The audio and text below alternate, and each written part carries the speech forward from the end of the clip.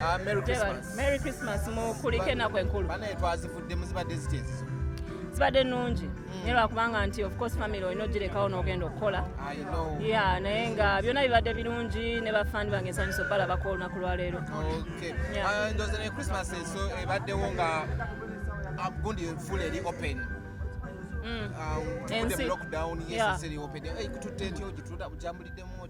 Kibadde kirungi, I think kirungi nnyo okulaba nti abantu bonna bazzeemu okukola si bayimbi bokka ne business zonna nti zikola abantu bafuna kasente. Kibadde kirungi, so omwaka guggwedde bulungi kansubire nti 2023 ate ejja kutandika abantu basigale nga bakola tuleme kufuna bizibu nga biri. Okay, people saying ebintu byadde expensive, shows ziri expensive. Yeah, side yonga gwe kintu kitambula kitya? I think embeera y'obulamu si bwe kiri. Olina obisuubira ebintu bwe bityo. Yeah, sometimes ebintu bikyukamu, ebintu ne batandika obiseera, amafuta olwo bagaseerera ennyo. Naye olina okuplaninga naawe ng'omuntu n'omanya nti embeera eriwo yakuplaningira. Okay, nga tuyongeddeyo omwaka guno music bulaba atambudde atya? Mwaka guno ngeri gye mbadde nti nakakomawo. Yes. I think nze okusinga natandika okubeera active mid of the year omwaka nga guli makati natandikira concert so kyenkana nakatandika okuddamu okukola naye kimberedde kirungi ekisinza okunsanyusa nti bafaani bange bansanyukira nnyo komawo nti basanze banninze ekintu egankyebaliza nnyo Katonda.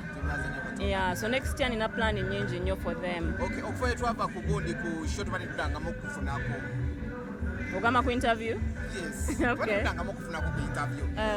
Tukuliza show gye wakola. The amazing performance you watekawo ku Serena. N'ebintu byonna ebyavaamu. How did you feel okulaba nti abantu baku appreciate nze ng'ate baleetedde music mukadde yekka? Nasanyuka nnyo. Like I said, nasanyuka nnyo because ensi ekyuka, ensi esigala etambula. Naye ate shongera okulaga again in the same light. Ti music bwabanga mulungi, bwokola music nga mulungi, ngakwata ku mitima gy'abantu, music takaddiwa. Kubanga ayogera ku bintu bye bimu mwaka ku mwaka. Yes. Okay, ne bavayo abakulwanyisa ku very first yawo nti kutobererawo bayimbi balala, ate oyagala okubeererewo otaddewo show ku baana abato. Tugamba abaana bato be baliwa? Bali ba Beatles bo be bayita abaana bato. Baana bato? Okay. Badde simanyi nti baana bato. Ndowooza mu ndongo nti gwe wabasookawo ndowooza bali bategeeza. Shows ezo engeri gye tuzitegekamu ziba zimaze mwe muwulirira nti tutaddeyo poster. Tuba tumaze emyezi emirala ng'esatu emabega nga tutegeka nga tubookinga venue nga tufuna byonna byonna ebyetaagisa okukola show. So tewali muntu avaayo mbu kubanga bagamba mbu nalaba poster yawe nange nennanga tukera ku makya n'oteekayo poster ngenda kukola show obeera wagitegeka dda. Ate ekirala abantu baveemu ekintu ekyo ekyokulowooza nti omuyimbi omu alina kumala kuvaawo omulala abeerewo. Bw'oba okola ekintu ekirungi mwenna bajja baagala okitegeera. So tewali kuyiikiriza mulala ate nze ababalenzi mbaagala nnyo okitegeera. Ndi faani waabwe njagala nnyo music waabwe. Bintu bya kito binalinda ba mawulire bya kito. And some people thought it was out of pressure no viral no posting akoko very fast yawo. Okupostinga ki? Notali okupostinga ku bayimbi abalala. Pressure yani. Ntolo kwati kale Nimrod yabayo n'akyogerako. Ani?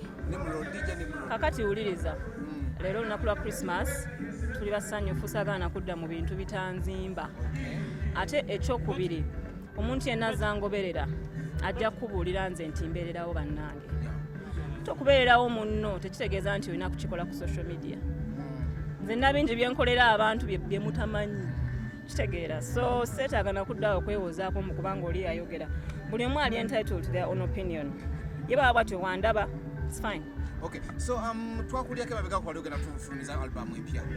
And people bali kudimandinga nnyo music egenda kujja yalwawoko naye tugenda tandika omwaka omupya ne music omupya. So this year tusuubire album eyefulume. Yes. Eriko ennyimba mmeka? Byonna mujja bimanya. Mujja bimanya. Naye babuulira tebijja banyumira wali nga tunyumira. Okay, guno omwaka nnyimba ki ezisinza okunyumira? Abayimbi abasinza okunyumira? Nyingi.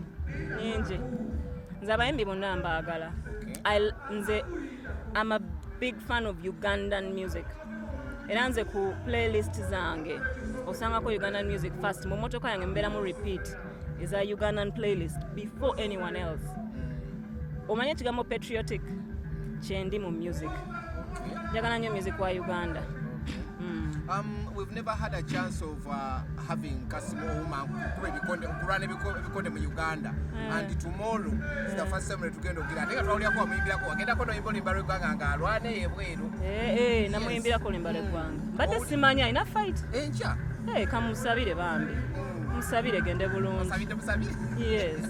Obugambo busebere bafani bo. Mbagana nnyo bannange mwebale nnyo kunjagala kumpagira. Era mbasabira omwaka guno mugumaleko bulungi mwekuume 2023 abagendere bulungi.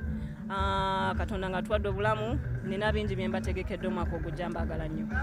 Nammwe mwebale nnyo banaye kumpagira aba media, mwebale nnyo mwebalire ddala. Brian Mulondo mumanyi? Brian Mulondo mumanyi? Yakujonaga aba celebrities tebeeyonja. Yabijjawo simanyi.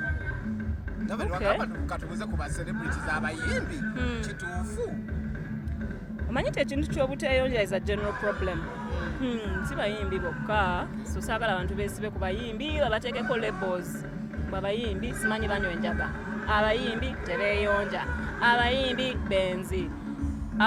Ebizibu bino bibeerawo across the board mu bantu bonna. Okay? Nze mbaddeko mu bifo nga mulimu omuntu nga si muyimbi naye nga tali fresh tawunya bulungi naye nga si muyimbi okitegeera. So nze ndowooza it's a general problem abantu abamu babeera balina ekizibu ekyo, ate engeri gy'omugambamu teyandibadde ku mpewo omukubira n'omugamba nga musajja munno n'omugamba nti omaje kino na kino nsobola okukuyamba oba n'oyita mu muntu we or something. Nenze ndowooza tekyabadde kituufu. Brian Mulondo mumanyi mu mukwano gwange naye